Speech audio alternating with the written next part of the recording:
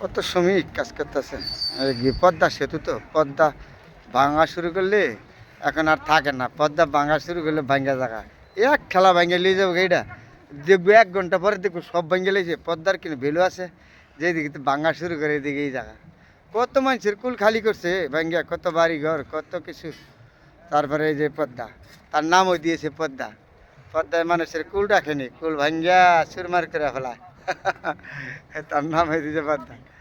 কত মানুষের ঘর বাড়ি ভাঙছে বিক্রমপুর, মুন্সিগঞ্জ, চাঁদপুরে তারপর কয় না পদ্মা ঘর বাড়ি ভাঙিয়ে নিয়ে গেছে গা, তার নাম হয়ে দিয়েছে পদ্মা।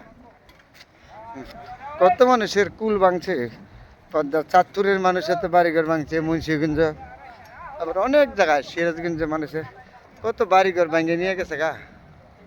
আর এখন ধরে গেছে গা, তারপরে রয়ে গেছে কত সুন্দর দেখা যাচ্ছে না। এটা হলো পদ্মার নদীটা, অনেক সুন্দর লাগছে ভাঙন। ঠিক বিকেলবেলা বন্ধুরা আপনাদের সাথে শেয়ার করলাম।